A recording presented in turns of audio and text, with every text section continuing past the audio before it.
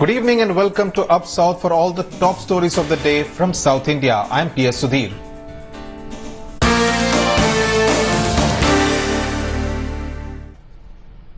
Our top story is from Madurai, where 11 bombs have been found in a garbage bin in the Anna Nagar locality of the city. In fact, this was discovered late this afternoon, and as we speak, the bomb disposal squad of the Tamil Nadu police is defusing the bombs. Obviously, this has created much anxiety and panic in that area. There you can see a photograph of the place where the 11 IEDs were found in the Anna Nagar locality of Madurai city. We'll get more details from my colleague Shisha Reddy in Chennai in a bit, but before that, there is some hope for the 5 Tamil fishermen who were sentenced to death by a Sri Lankan court for smuggling narcotics in 2011. In fact, the Chief Minister of Northern Provinces, C.V. Vigneshwaran in Chennai, said that Lanka has not hanged anyone for over 40 years now, even though there is a provision of death penalty in law. In fact, he was speaking to Headlines Today's Shisha Reddy.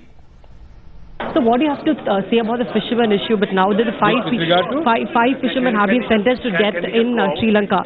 So how do you see this? Do you think this will be implemented?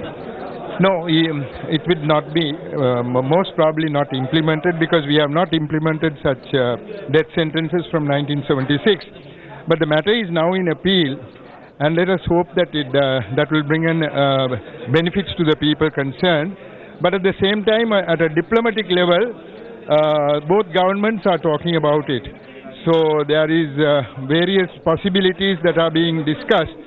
So maybe that it may not be as harsh as it is being made out. So let us hope for the best. Joining me now from Chennai is Mr. K. Nathan, International Committee member of the Naam Tamil Party. Thanks a lot for joining us on Up South, sir.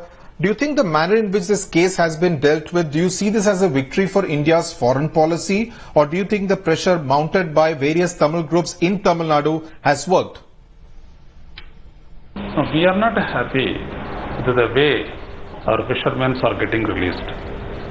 The government of India would have acted on the first place when they forged a wrong case on our fishermen. The government of India would have interfered in it and brought them back. Now, today, the government of India is telling that they are innocent. They know it already. Then why they have not acted? Now, after they are convicted to death sentence, now they are taking so much of efforts. This cannot be called a diplomatic victory. Rather, a slow diplomacy. A diplomacy that is trying to go the Sri Lankan way.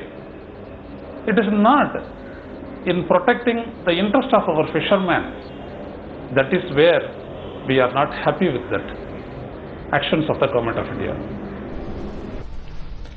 Right. Mr. Ayanathan, you have been saying that India should snap its diplomatic ties with Lanka, even impose some kind of an economic embargo. Now, wouldn't you say that that's looking at relations with a very close neighbor through a very, very narrow prism of Tamil Nadu? The foreign policy of a country is in the interest of its people. If the people of this country are shot at the mid-sea, inhumanly treated, the boats are captured and damaged, and all these things, how can you call it the neighbor as your friendly state? That is question number one. Question number two, take in this case, why they are imposing such a hard punishment against our fishermen? This case has already gone as a failure in the Ballagam court in Jaffna. Then they are transferring this case to Colombo High Court.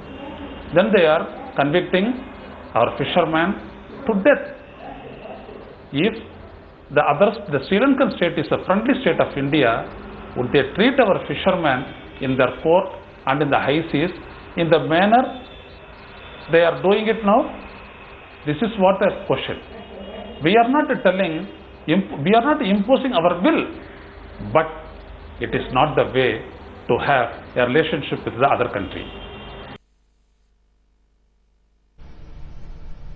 Right. Mr. Ayanathan, thanks a lot for joining us with that perspective on that very important story from Tamil Nadu.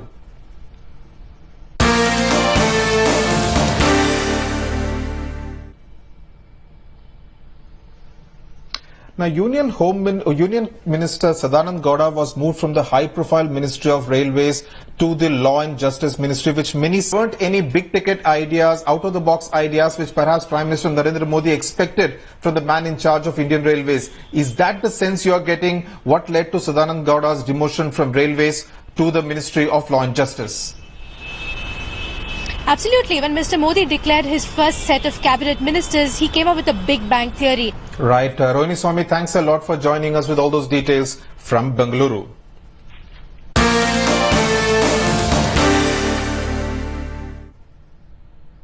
Now, you would remember when Chandrababu Naidu was the Chief Minister of United Andhra Pradesh in the 90s, there was this Hyderabad versus Bengaluru battle over IT as to whether the new kid on the block, Hyderabad, would be able to give a run for its money to Bengaluru, which was really India's Silicon Valley. Now, in his second innings, Naidu, it would seem, is trying to replicate that by wooing companies from Karnataka to invest in Andhra Pradesh. Naidu does realize that Andhra Pradesh without Hyderabad has a long way to go. But he hopes that the tax sobs that he can offer can help him attract some new IT investment. No. Bangalore cannot lose that. And Hyderabad or Andhra, they cannot compete with Karnataka. Not at all. It is not possible also. That is what I appeal to Mr. Prime Minister Narendra Modi, that it leads to unhealthy competition. Please don't do this. And whatever concession you are going to give, please withdraw it. That's what I requested him. Always you want a competition, we want cooperation. That is where we are now. Helping each other is important. Why you are thinking always competition? Competition is not the issue here. We have to learn each other. Now, from the beginning, it is a new state.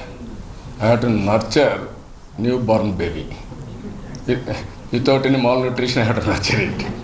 So this is only the beginning. So they have extended in the bill, there are some incentives.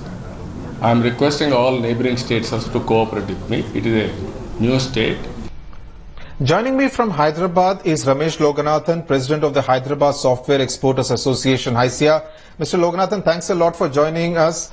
There you saw Chandrababu Naidu actually going on the charm offensive. But realistically speaking, how realistic are Andhra Pradesh's chances of actually being able to woo companies to actually expand operations in Andhra Pradesh?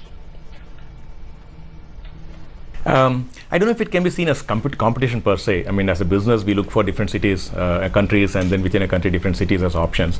So AP and one of the cities, hopefully Vizag, if they pick, would be an option for sure. But how realistic?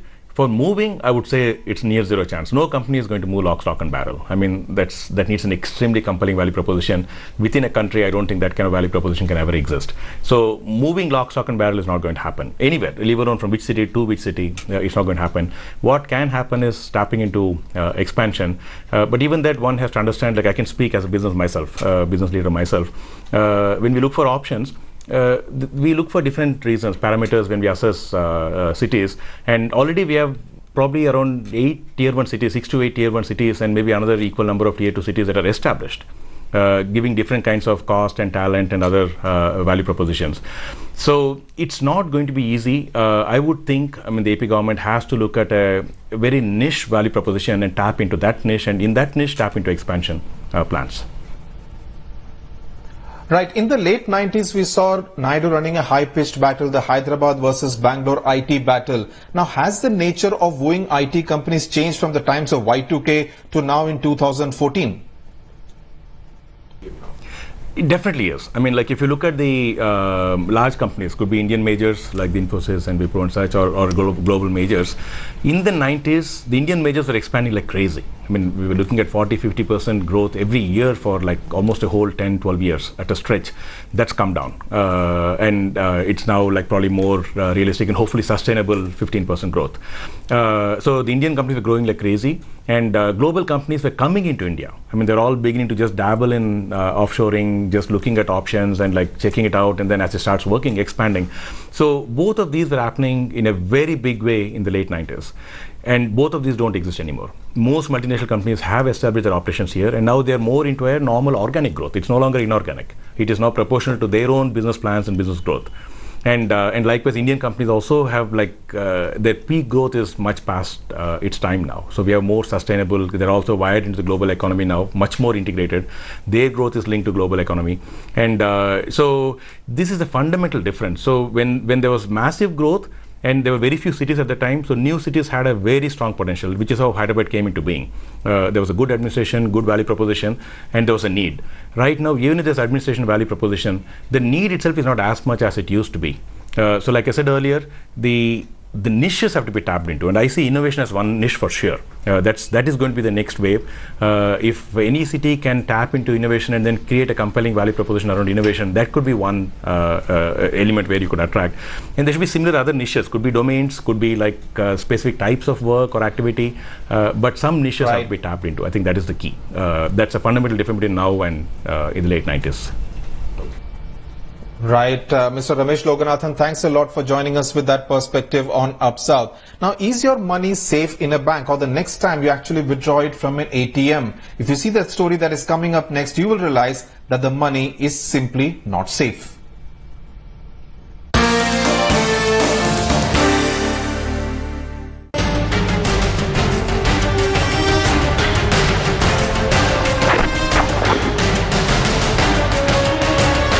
You may have heard of money being stolen from ATMs, but a gang in Hyderabad developed a high-tech, carefully thought-out modus operandi to withdraw money from the accounts of unsuspecting customers at ATMs in the city. This is how they worked. The thieves would fix a plastic panel over the card, inserting slot in ATM machines in a way that would seem as if the customer was inserting the card in a real slot. The fake card slot panel would be attached to a small memory card and battery that would record all the chip information of the ATM card. The same panel would also be connected to a camera placed on the ceiling of the ATM machine so that it directly faced the keypad. When the customer would punch in the PIN number, the camera would record the numbers and store it in the 16 GB memory card. While one person would fix the panels inside, the other would stand guard outside.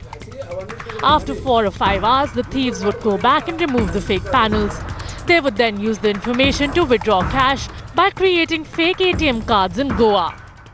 We detected about the 32 cases across the country. So they involved about 101 cases. And how much money was involved only in Hyderabad? In Hyderabad, about 29 lakhs. We got the information from one of our source. So we waited for him, sir, like that, this was happened like that. We waited for him and we caught them. The Hyderabad police have arrested 2 members of the gang and are coordinating with police in Mumbai and Pune to nab the other members. With Ratnika Sharma in Hyderabad, Bureau Report, Headlines Today.